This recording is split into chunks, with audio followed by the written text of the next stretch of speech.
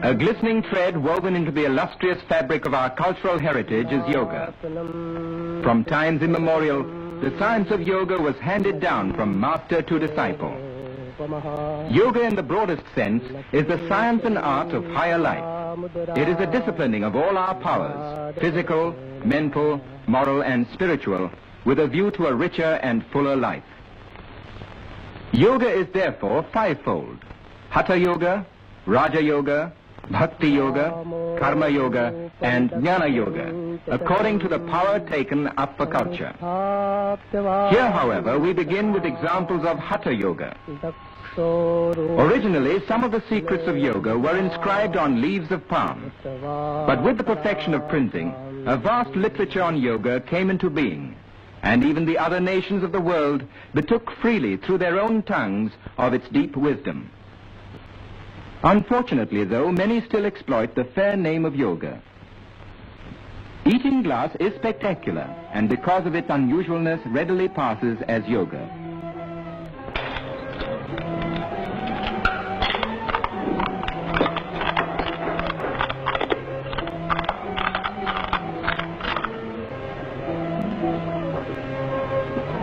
Any audience will watch such a feat in wide-eyed wonder, and more so when the performer follows it with undiluted nitric acid. But these exploits aren't yoga. Here's a Swami who is always ready to serve suffering humanity. The secret lies in the talisman.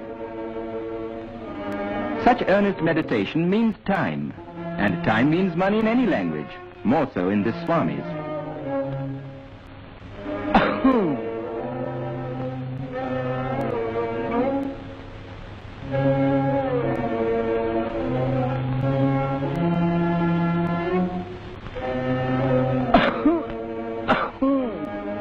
It takes all sorts to make a world, and such acts have done much to discredit yoga. But the genuine followers of yoga are above such petty concepts, for there is no base materialism in yoga. It involves purification, concentration, control, dedication or sublimation of the respective power. The ultimate aim of yoga is to achieve purity and freedom of the spirit. Yoga, then, is the science of living a pure and healthy life, physically, mentally, and spiritually. To help achieve this end, a set of physical exercises called asanas has been evolved, which can be followed by anyone of any age, race, or creed.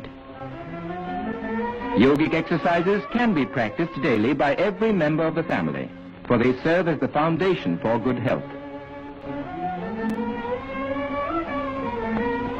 Practice the exercises in a clean and airy place.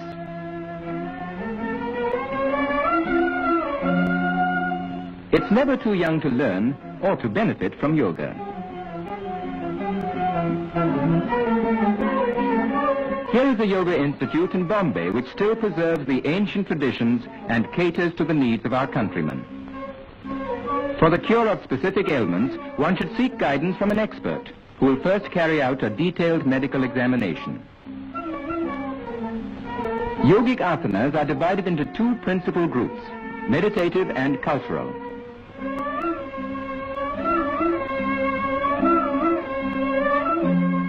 This asana, Dhanurvakrasana, or the bow curve pose, helps to keep interior and posterior muscles supple.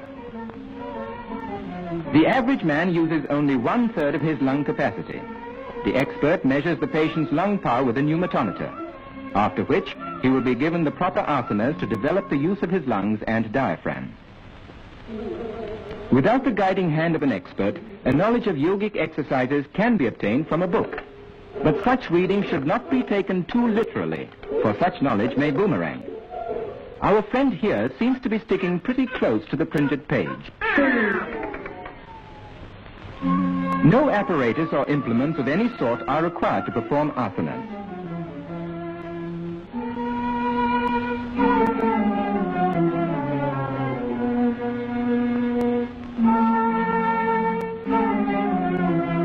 Unlike physical culture in the Western style, the accent on asanas is not to develop muscles for the sake of muscles alone.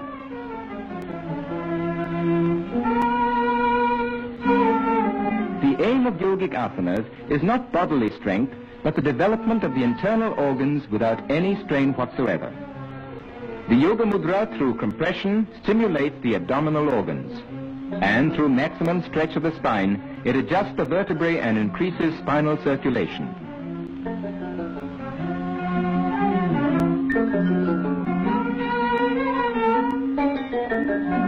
For promoting elasticity of the body, there is no better exercise than Paschimottanasana, the posterior stretching pose.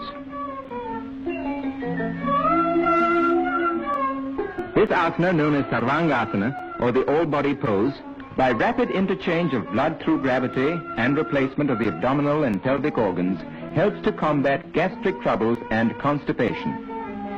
The novice can learn to adopt this position by degrees. If travel broadens one, this man must have been around the world. But the right asanas will take a lot off his mind and other places.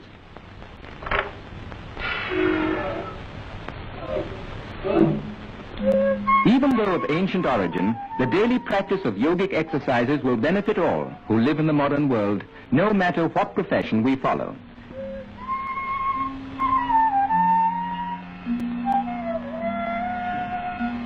Our friend is still wrapped up in his book and in his asana.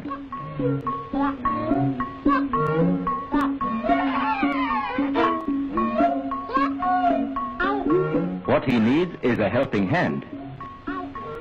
Good, he has one to spare. Shirsasana, or the head-low posture, commonly called the topsy-turvy pose, is a form of head-low exercise that requires great skill and execution. Observe its execution carefully. It is, however, an asana that is extremely beneficial to persons suffering from constipation. The Shirshasana must be practiced in moderation by stages, first a few seconds and then gradually increased to 5 minutes. It improves the general circulation, especially in the head, and relieves pressure on the distended or compressed internal organs. It is good for the brain and improves the memory. It is also supposed to prevent gray hair. The beneficial effects of yoga are also enjoyed by our women. Here's the Bhujangasana, or the famous cobra pose, specially suitable for women in the exercising of the spine and abdomen and for toning up the pelvic muscles. Viparita Karni, or reverse process, tones up the pelvic organs.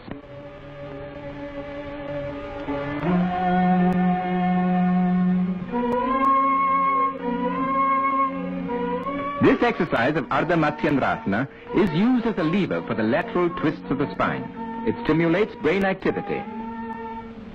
Such is the success of yoga in the West that a famous ballet school in Europe has adopted many of the asanas as a part of its curriculum.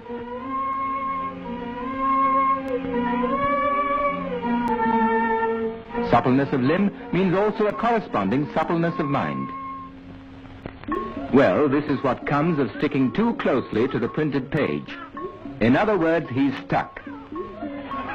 Ladies and gentlemen, the solution to this crossleg, will appear in tomorrow's paper. The Shakti Chalana Mudra, or activating process, is excellent as an internal abdominal massage. By increased inhalation through yoga, the number of breaths per minute is decreased, which makes for longevity and calmness of mind, for the brain vibrates with every respiration. This is Bhastrika, or bellows breathing, which, by rapidly increasing the supply of oxygen, stimulates the respiratory tract and keeps it perfectly healthy. The aim of yoga is not only bodily strength, but health, stamina, and efficiency of mind, qualities that we all need at work or play in everyday life. Students of yoga attain these qualities no matter how old they are or what they do. With physical and mental good health thus acquired, man can, with further training in yoga, attain the sublimity and freedom of his soul. And when he finally becomes one with the infinite, he enters the realm of eternal peace, which is and always will be the supreme aim of man.